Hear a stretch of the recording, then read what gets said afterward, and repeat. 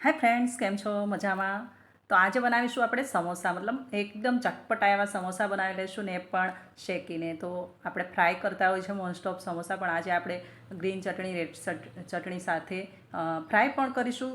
થોડા સમોસા ફ્રાય કરીશું અને એક જમ્બો સમોસું જેને આપણે શેકી લઈશું. તો ઓવન વગર કઈ રીતે સમોસું શેકી શકાય વિડીયોના અંતમાં બતાવીશ. તો અહીંયા આપણે 2 નંગ બટેટાને છે ને આપણે બોઇલ કરી લીધા છે, મતલબ આપણે બાફી લીધા છે. બાફીને આપણે આ રીતે છાલ ઉતારી લઈશું. છાલ ઉતરી જાય પછી આ બટેટાને આપણે છીણી લઈશું.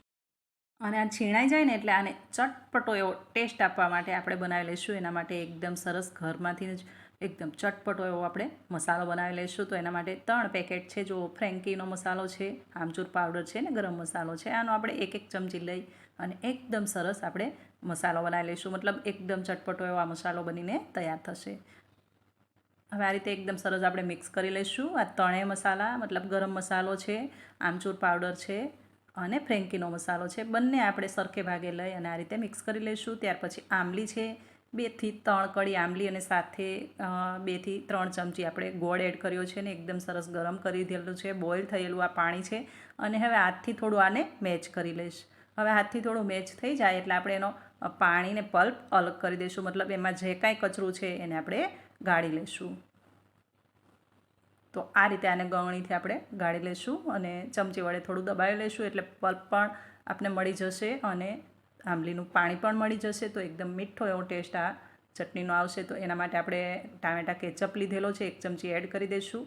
કાશ્મીરી રેડ ચીલી પાવડર એ પણ એડ કરી દઈશું. થોડો એવો ગરમ મસાલો એ પણ એડ કરી દઈશું. અને આ છે પાસ્તા સોસ. તો પાસ્તા સોસ પણ આની અંદર આપણે એડ કરી દઈશું અને એકદમ સરસ આપણે ઇવનલી આને મિક્સ કરી લઈશું. એકદમ સરસ એવી ચટણી બને છે ફ્રેન્ડ્સ. કોઈ પણ ફૂડમાં તમે આનો ઉપયોગ કરી શકો છો. તો સરસ એવી ચટપટી ચટણી આપણે ઘરે જ તૈયાર કરી શકીએ આ રીતે. તો તૈયાર છે આપણે આ સમોસા સાથે સર્વ કરવા માટેની આ ચટણી એકદમ ટેસ્ટફુલ છે.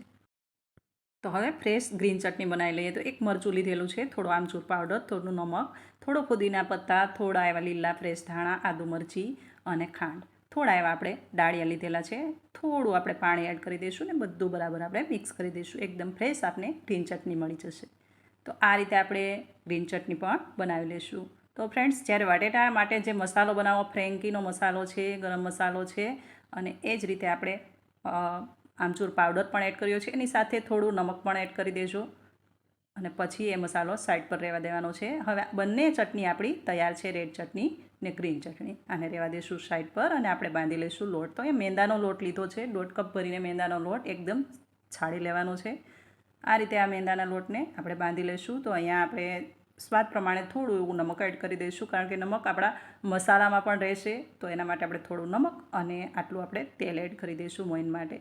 બધું બરાબર આપણે મિક્સ કરી લઈશું ને ત્યાર પછી હળવા હાથે ધીમે ધીમે થોડું પાણી એડ કરી અને આ રીતે આપણે જેવો કેવો એકદમ સરસ પફનો આપણે લોટ બાંધીએ છીએ એ જ રીતે આ સમોસાનો લોટ બાંધી લઈશું. તો લોટ બાંધીને થોડી વાર માટે આપણા લોટને થોડો રેસ્ટ આપી દઈશું. ત્યાં સુધીમાં આપણે મસાલો બનાવી લઈશું. તો સ્ટફિંગ માટેનો મસાલો બનાવવાનો છે. તો આ જે મસાલો બનાવીને રાખ્યો એ પણ આમાં આપણે એડ કરાવી દઈશું અને બટેટા જે છીણીને રાખ્યા એનો આપણે મસાલો બનાવી લઈશું. તો અહીંયા થોડું એવું તેલ મૂકી અને થોડી હળદર અને આદુ મરચીની પેસ્ટ એડ કરી છે. બસ આ 2 જ વસ્તુ એડ કરીને આપણે આની અંદર આ બટેટાને, છીણેલા બટેટાને એડ કરી દઈશું અને સાથે આપણે જે મસાલો બનાવ્યો, જે આમચૂર પાવડર, ગરમ મસાલો, એ મસાલો આની અંદર આપણે એડ કરી દઈશું. થોડું એવું નમક પણ એડ કર્યું હતું. તમે પણ આમચૂર પાવડર છે, ફ્રેન્કીનો મસાલો છે, ગરમ મસાલો છે અને થોડું નમક બધું બરાબર માત્રામાં મિક્સ કરી અને જેટલી ક્વોન્ટિટી તમારી હોય એ રીતે મસાલો બનાવી શકો. એકવાર આ રીતે મારી રીતે જો મસાલો બનાવશો ને એકદમ ટેસ્ટફુલ સમોસા તૈયાર થાય છે. હવે આ રીતે આપણે મસાલો એડ કરી દીધો. ત્યાર પછી થોડા લીલા ફ્રેશ ધાણા પણ એડ કરી દઈશું આની અંદર અને મિક્સ કરતા રહીશું. મતલબ આ જે આપણે બટેટાનો મસાલો બનાવીએ છીએ એમાં મરચું થોડું પણ ન રહે, એટલા માટે આપણે આને શેકી લેવાનો છે. એકદમ સરસ શેકાઈ જાય ત્યાર પછી આપણે આને બહાર કાઢી લઈશું. હવે આમાં થોડું એવું આપણે લાલ મરચું એડ કર્યું છે, થોડું ધાણા પાવડર, બંને બરાબર આપણે મિક્સ કરી દઈશું. તો તૈયાર છે આપણો સ્ટફિંગ માટેનો મસાલો. સાઈડ પર રહેવા દઈશું. તો આને આ આકારમાં આપણે વણી લેવાના છે. વચ્ચેથી ચપ્પુ વડે કટ લગાવી લઈશું. સાઈડની કિનારી પર આપણે થોડું એવું પાણી લગાવી દઈશું અને આ રીતે આપણે સમોસાના પેકેટ બનાવીશું, મતલબ કોન બનાવી લઈશું. અને જેટલો આમાં આવે એટલો આપણે ભરપૂર મસાલો ભરી દઈશું. ત્યાર પછી ઉપરથી ઇવનલી આપણે આને થોડું એવું પાણીનો વાળો હાથ કરી અને સીલ કરી દેવાનું છે, એકદમ પેક કરી દઈશું. તો આ પોકેટને એટલું પેક કરવાનું છે કે તેલમાં પડતી વખતે જ્યારે ફ્રાય કરો ત્યારે જરા પણ મસાલો બહાર ન નીકળે.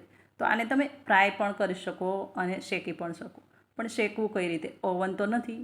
તો ઓવન નથી તો એના માટે આપણે એક જુગાડ કરીશું અને સરસ એવું આ સમોસું આપણે શેકી લઈશું. તો એના માટે મેં જમ્બો સમોસું બનાવીશ, જે લાસ્ટમાં તમને બતાવીશ. અને આ સમોસાને આપણે ફ્રાય કરી દઈશું. એકદમ સરસ સમોસા બનીને તૈયાર થાય છે અને ચટપટની બંને ચટણી સાથે ખાવાની ખૂબ જ મજા આવે છે. તો તમે પણ બનાવી શકો. અને જો રેસીપી ગમતી હોય તો વિડીયોને શેર કરી દેજો. ચેનલ પર નવા હોય તો ચેનલને સબસ્ક્રાઈબ પણ કરી દેજો. તો આ રીતે સમોસાને આપણે પેક કરી દઈશું. તો સાઈડમાં આપણું તેલ પણ ગરમ છે અને હવે આને કરી લઈશું આપણે ફ્રાય. એકદમ મીડિયમ ફ્લેમ પર આને ફ્રાય કરતા રહીશું. આ રીતે એક પછી એક સમોસો આપણે એડ કરી દઈશું. નોર્મલ ટેમ્પરેચર છે, મીડિયમ ફ્લેમ પર આપણે આને મતલબ ફ્રાય કરી લેવાના છે. હવે કોઈ જો જીરો ઓઇલવાળું ખાવાનું પસંદ કરતા હોય અને સમોસા ખાવા હોય તો ઓવનમાં બની શકે. પણ બાય ચાન્સ ઓવન નથી તો ઓવન વગર આપણે શું કરવું? તો એના માટે એક જુગાડ લગાવીશું અને આપણે ઓવન વગર પણ શેકેલું સમોસો બનાવીશું. બિલકુલ પફ જેવું બનીને તૈયાર થાય છે. હા, થોડી વાર જરૂરથી લાગે છે.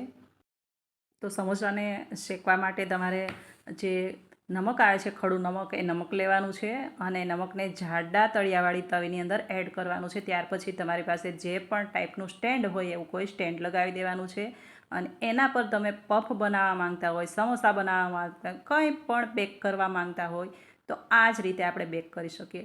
તો આ સમોસાની જેમ મેં જમ્બો સમોસું પણ ભરી લીધેલું છે અને હવે આપણે પહેલેથી જ નમકને હીટ કરી લીધેલું છે. ફૂલ હીટ થયેલા નમકની અંદર સ્ટેન્ડ લગાવી અને બનાવેલું સમોસું આપણે મૂકી દઈશું અને 20થી 25 મિનિટ આપણે એને થવા દઈશું. પહેલાં પણ આને આપણે એકદમ જ ગરમ કરી લીધેલું છે ને ત્યાર પછી આની અંદર એડ કર્યું છે અને હવે આને 20થી 25 મિનિટ લાગશે, ત્યાર પછી તૈયાર થઈ જશે તમારે. તો તૈયાર છે આપણે આ બેક કરેલું સમોસું પણ, જમ્બો સમોસું. તો આ રીતે તમે બનાવી શકો. તો 20 મિનિટ માટે રાખ્યું હતું, થોડું વધારે રહેશે તો ફાટી જશે અને પડ બધા અલગ પડે છે. એમાં ગ્રીન ચટણી, રેડ ચટણી સાથે આપણે સર્વ કર્યું છે. તો રેસીપી ગમી હોય તો શેર કરી દેજો વિડીયોને અને ચેનલ પર નવા હોય તો ચેનલને સબસ્ક્રાઈબ કરી લેજો. પાછા મળીશું નવી રેસીપી સાથે. ત્યાં સુધી આવજો. Thank you for watching.